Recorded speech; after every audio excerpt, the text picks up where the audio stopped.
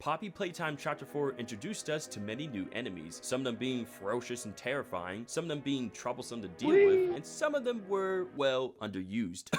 Anyways, in this video, I'm going to be ranking every Poppy Playtime Chapter 4 antagonist based on difficulty. So for the tiers, we got Justice, and from seeing this tier, y'all probably already know who's going in this one. Next, we have Too Easy, Relatively Easy, Mid, Difficult, and last but not least, Extreme.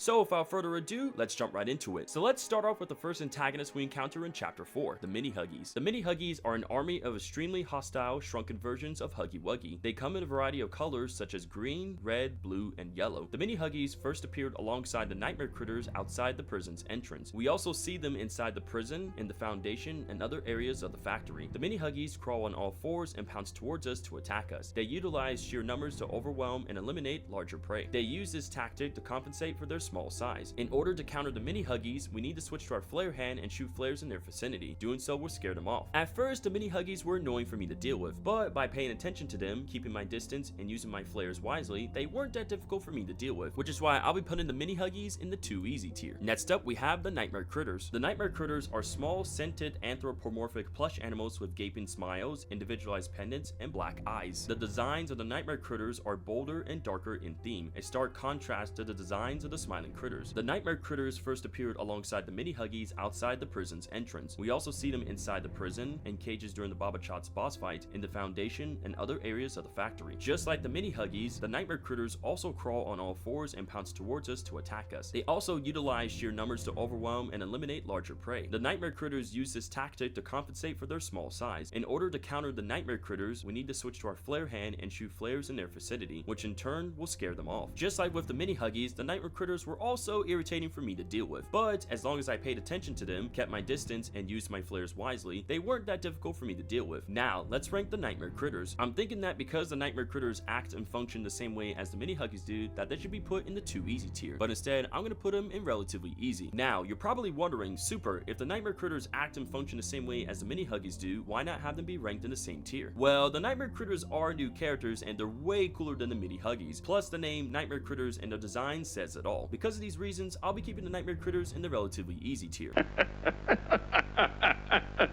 All right.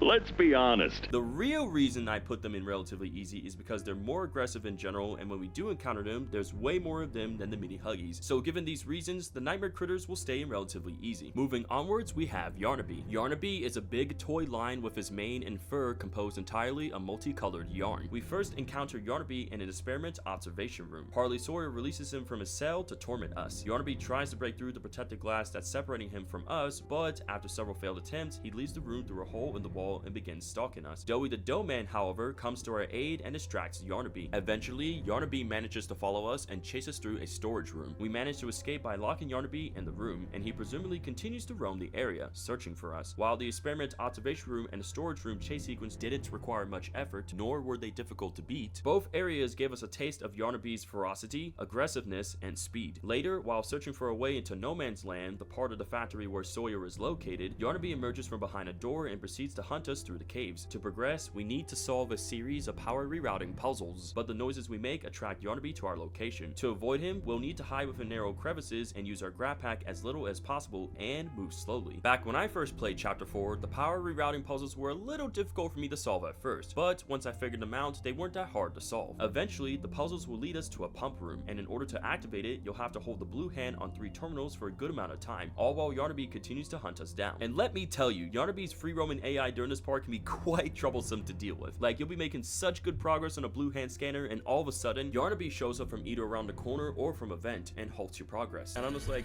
I should have. What the dog doing? Holy crap! I'll say that dealing with Yarnaby during the blue hand scanner mission is both scary and intense. After activating the pump room, we then go about rerouting power to the red button. After pressing it and directing power to the gate platform, we need to solve one last power rerouting puzzle. Once we solve the last puzzle and rerouted power to the exit, we're then able to access the door that'll lead us out of the area we're in. Once we open it, Yarnaby catches up and immediately gives chase one final time. Though the chase doesn't last long, as it ends when we use a chain with a hook as a makeshift grab pack handle to swing over a lava pit. While swinging across the lava pit, Yarnaby gets snared by the chain hook, and after he frees himself, he falls down into the lava pit and erupts in flames almost instantly. Screeching in agony, Yarnaby attempts to drag himself out of the lava pit before succumbing to his burns, slipping back into the lava. While the chase itself didn't require much effort to beat, it was still fun and heart-pounding. Now, let's go on ahead and rank Yarnaby. For Yarnaby, I'm gonna put him in the difficult tier. Firstly, his first appearance in Chapter 4 was done really well. As I said before, I love how both the experiment observation room and the storage room chase sequence gave us a taste of Yarnaby's ferocity, aggressiveness, and speed. We see these traits really shine in No Man's Land. With Yarnaby on the hunt for us, every puzzle in No Man's Land requires you to be mindful of both your actions and surroundings. If you make too much noise, Yarnaby will know where you are. If you're too focused on completing a puzzle, Yarnaby will appear from either a vent or from around the corner to slow down your progress. And if he catches you, then it's game over. So, not only is Yarnaby a difficult enemy to deal with, but he makes it where you have to stay on your toes at all times. So, given everything we talked about, I believe Yarnaby being in the difficult tier is a fair placement for him. Next up on the list, we have Pianosaurus. Pianosaurus is a dinosaur piano hybrid toy created by Playtime Co. We first encounter Pianosaurus in his enclosure. While trying to navigate a crumbling ledge, we end up falling directly into Pianosaurus's enclosure. His attention shifts from eating on a pile of dead smiling critters to us. He looks at us curiously before striking a small pose and rushing towards us. Before he reaches us, Doey reaches out from the darkness in the background and catches him, holding him back and restraining him to the ground. Helpless, Pianosaurus is raised into the air by Doey before he violently smashes him against the walls and floor, then pulls him into the darkness where he eats him. During the process, a clawed hand and a spinal spike are seen flung aside until, at the end of the feast, Pianosaurus' head slides out into view. Doey the Doughman remarks how filling Pianosaurus was before approaching us to introduce himself. Without a doubt, Pianosaurus is a very cool character, and his design is awesome. But after witnessing the way he was handled in Chapter 4, I know for a fact that we can all agree that Pianosaurus was done dirty. The trailers for Pianosaurus gave him more screen time than the game itself. Pianosaurus only had around like 29 seconds of screen time in Chapter 4. I feel like Mob Entertainment definitely could have given Pianosaurus his own chase sequence or perhaps his own section. His section could have been similar to that of Yarnaby's No Man's Land section. If Mob Entertainment gave us either of these two options for Pianosaurus and then afterwards have Doey kill him, then his death wouldn't be such a big deal. Plus, having more gameplay involving Pianosaurus would not only be loads of fun, but it will also help us find out where Pianosaurus should be ranked in terms of difficulty. But you know what Mob Entertainment told us instead? What they told Pianosaurus instead? No! So you know what I decided to do about it? I decided to add a justice tier on this tier list to pay respect to our boy Pianosaurus. So I'll just go ahead and put him in there, and while we're at it, why don't you guys go ahead and put hashtag justice for Pianosaurus in the comments, and let's have a moment of silence for Pianosaurus.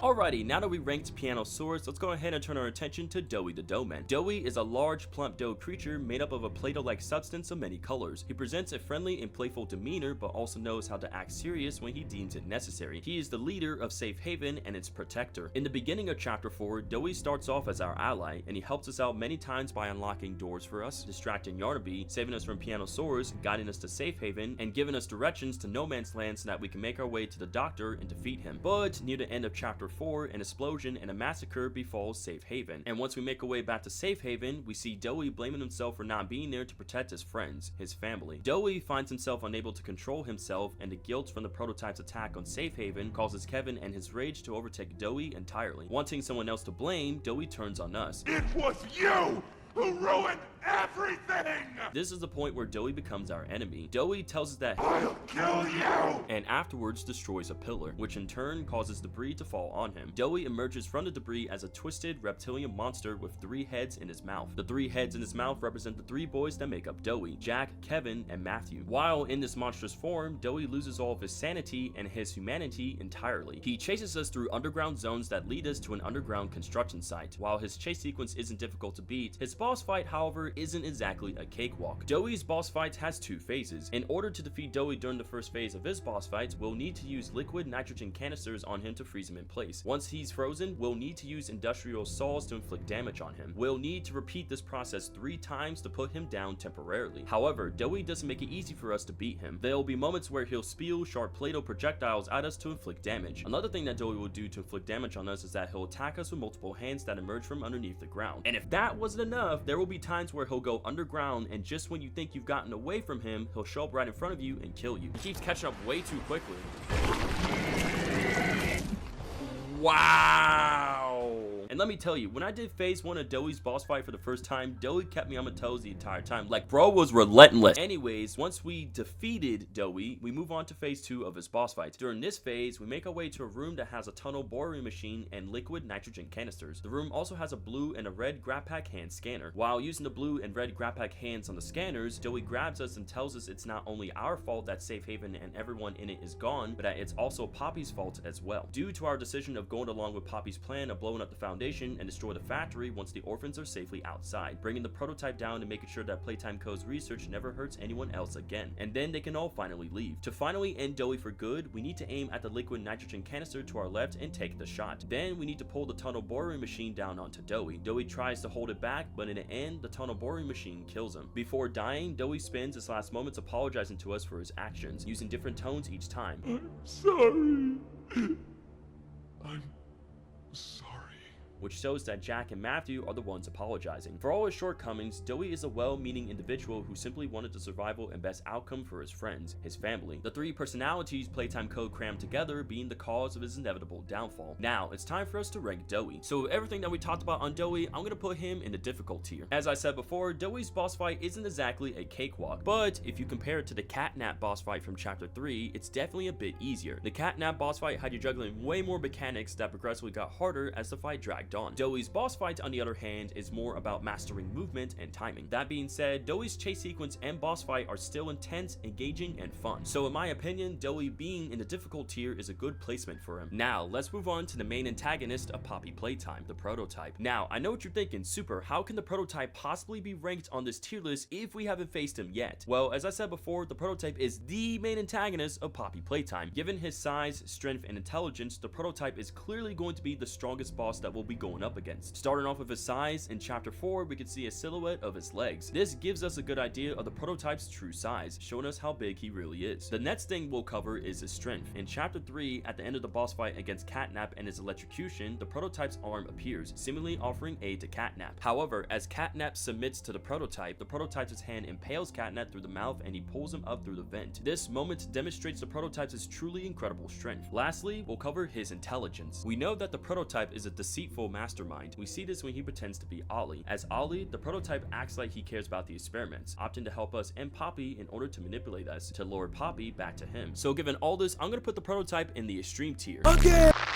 Please excuse the interruption. I possess A question.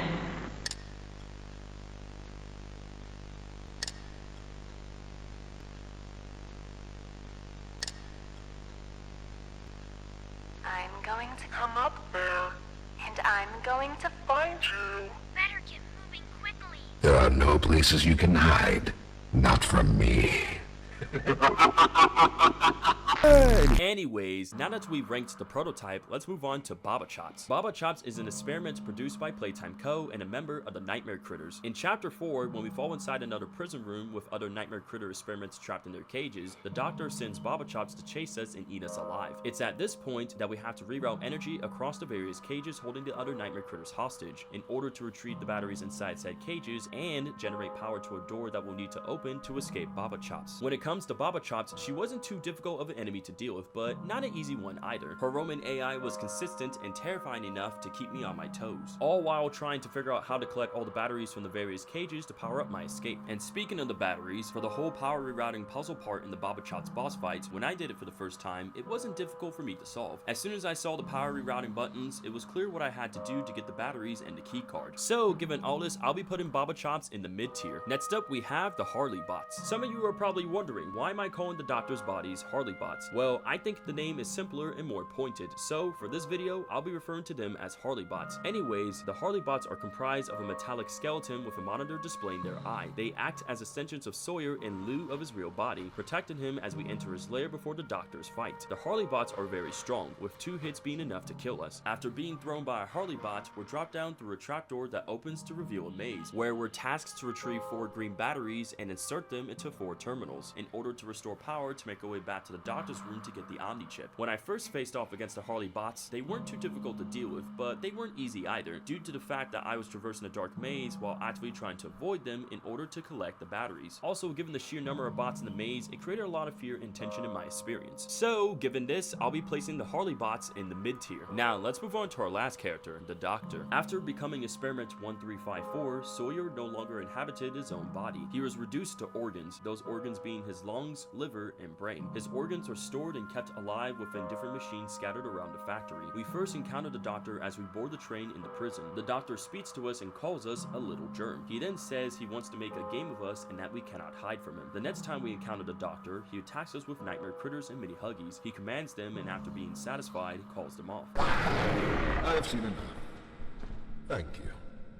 You may proceed. After leaving the prison's main lobby and entering one of the cell blocks, we encounter him again, and this time he attacks us with red smoke. However, by using a valve to stop the flow of the red smoke and removing the red smoke using the vacuum system controlled in the cell block's observation room, we're then able to continue as normal. Once we make our way to the experiment observation room, the Doctor makes contact with us again and remarks on us defeating experiments 1170, 1188, and 1222 before releasing Yarnaby, who attempts to break the glass separating him from us. Yarnaby then escapes from the cell and proceeds to search for us in the nearby rooms. The Doctor watches us through the security cameras, but doesn't make contact with us again until after Yarnaby's death. As we're making our way to his lair in No Man's Land, he questions us about why we return to the factory as we get closer and closer to him. While making our way towards the Doctor, we destroy his lungs and liver. After destroying his lungs and liver, the Doctor deactivates our purple hand, causing us to drop into an area full of cages. The Doctor says that Yarnaby wasn't his only pet, and sends in a large Bobachops after us to chase us and eat us alive. Once we manage to take shelter behind a locked door, the Doctor presents us with a choice: kill the Simon Smoke toy trapped inside a container in the room and open the door, or die in there without a way out. I decided to spare the Simon Smoke toy because to me, all life is precious. We then take an elevator to the Doctor's lair. Once we enter the Doctor's lair, we see the Doctor's brain inside a machine. Before we can proceed, a Harley Bot grabs us and throws us onto a trapdoor. The trapdoor drops us into a dark maze filled with numerous Harley Bots. We're then tasked to retrieve 4 green batteries and insert them into 4 terminals, so we can restore power and make our way back to the Doctor's room to get the Omni chip. Once we acquire the Omni chip, the Doctor desperately turns on all of his robots and has them chase us down. But we manage to overload the system, destroying what is left of the Doctor's body, killing him. As he dies, the Doctor weakly tells us that You